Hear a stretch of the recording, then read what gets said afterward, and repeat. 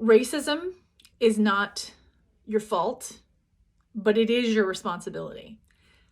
That can carry over into several different isms, right? Sexism, not your fault. It is your responsibility.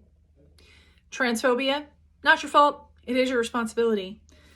All of the things that we look at and say, oh, that's so terrible.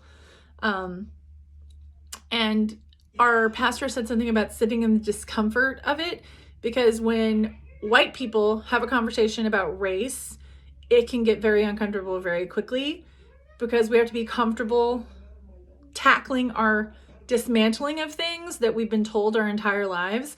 And I think about it like what Ibram Kendi says about what happens is that for most people, they don't realize that they're perpetrating so much racism because they grew up with it, and it's just kind of like there's rain falling, but you don't even know that you're wet.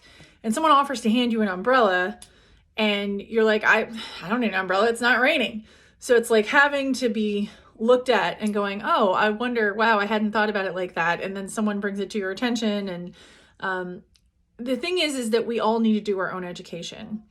And as a really good friend of mine says, nobody gets a gold star for not being a jerk and not being a person who is perpetrating racism and sexism and fascism and things like that. So I think the point of what I'm trying to say is that you may really be tempted to say, not all white people, not all men, not all, not all, not all.